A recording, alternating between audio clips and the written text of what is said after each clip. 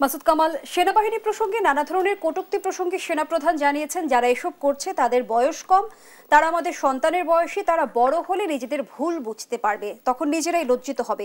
কিন্তু আপনার কাছে আমার প্রশ্ন, দলীয় নেতাদের বক্তব্যের দায় দলকে এড়াতে পারে? দল ভুল বুঝে লজ্জিত হচ্ছে কি? লজ্জিত তো কেউ হচ্ছে না, লজ্জিত আমরা হচ্ছি। ওনাকে বললো বয়স কম, এক একজন বিয়ে সাথে করে ফেলেছে, বয়স কম কেমন করে?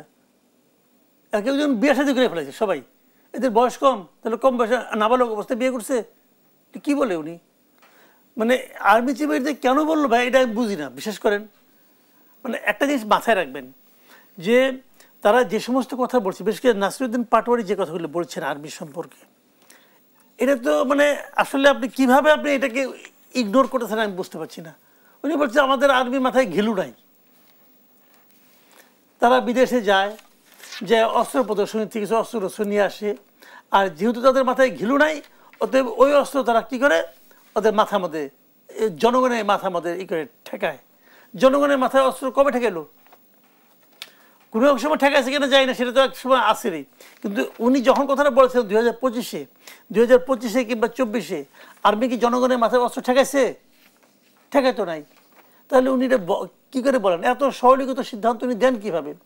আমি বুঝতে পারলাম না এটা নিয়ে আর্মি কেন, আর্মি চিফ এতটা ইজিভাবে নিলেন, ওরা বড় হলে লজ্জিত হবে, ওই লজ্জার অপেক্ষা উনি থাকবেন? শুনেন, আপনি আমাকে বললেন যে আপনার মাথায় কোনো ঘিলু নাই, আমি খুশি হব? উনি বলতেছে তোমরা কিছু মনে করো না। মনে করবো না মানে? সবাই মনে করবে। আমি তো মনে করি, আমি তো আর্মি যারা আর্মিতে যায়, আমাদের আর্মি গান্ধীজির সেই আপনার মানে কি বলে অহিংস নীতি অনুসরণ করবে, এটা তো আমি চাই না।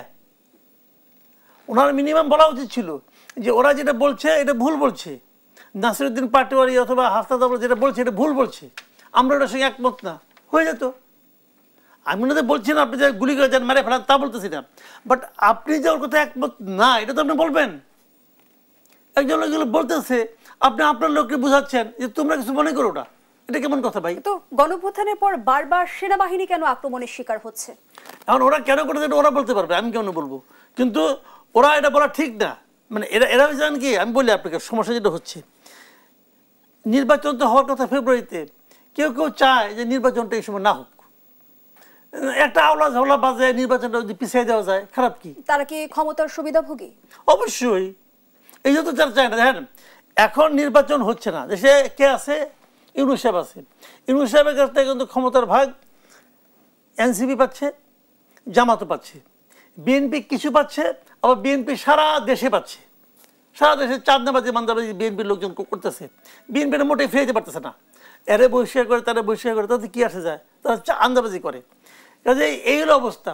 এখন যদি বিএনপি ক্ষমতায় আসে তাহলে এনসিপি আর জামাত এই অবস্থাটা করতে পারবে? এই সুবিধাটা পাবে না তো। এই যতদিন থাকবে ততদিন তাদের সুবিধা হবে, মূল লক্ষ্য তো এটাই, আর কিছু না। এতদিন আমরা শুনে এসেছি যে সরকারের সাথে এনসিপির এক ধরনের ঘনিষ্ঠ সম্পর্ক রয়েছে, এনসিপি কিংস পার্টি। এখন আমরা দেখছি যে এক ধরনের বিপরীতমুখী অবস্থান, সেটি কি আসলেই বাস্তবতা নাকি লোক দেখানো কিছু হচ্ছে? দুটোই হতে পারে, লোক দেখানো হতে পারে, আবার বাস্তবতা হতে পারে।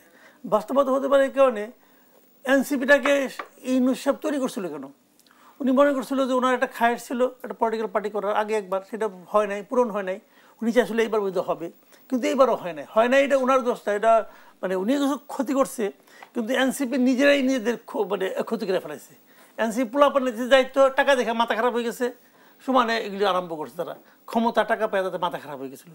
এখন যখন দেখলো এনসিপি হচ্ছে না, তখন ওনার তো একটা এক্সিট রুট লাগবে না, এক্সিট প্ল্যান তো লাগবে। কার উপর ভর করে উনি ই করবেন, বেরিয়ে যাবেন? দেখেন 1/11-এর সময় কিন্তু ওই আর্মি চিফ ছিল, যারা ছিল আর্মির যারা ছিল, এদের কিন্তু একটা প্ল্যান ছিল যে আমরা আওয়ামী লীগের উপর ভর করে তারপরে বাইরে যাব, এবং তারা নিরাপদে যেতেও পেরেছেন। এইবার তাহলে তারা কার উপর ভর করবেন? এখন উনি বিএনপির বন্দরে নৌকা ভিড়াইছেন যে বিএনপির উপর ভর করে আমি বেরিয়ে যাবো আমরা, তো এই জন্য উনি বিএনপি দিকে একটু বেশি ঝুঁকছেন। এটা আবার এনসিপি পছন্দ করেছেন না। এনসিপি বলছে তোমরা আমাদের মাঠে নামাই দিয়ে এখন তুমি উপর থেকে মই কে নিতেছো, গাছে উঠে, এটা তো হয় না। এখন এনসিপি পোলাপান তো কোনো ব্যালেন্স নাই, তারা মানে উল্টাপাল্টা কথা বলতেছে, যে অমুক জায়গায় যে সিরজা দিয়ে আসছো, অমুক করছো তমুক করছো, এগুলি কোনো ভাষা হলো বলতেছে ওরা, এটা ওদের বয়সজনিত ভাষা, কিছু করার নাই।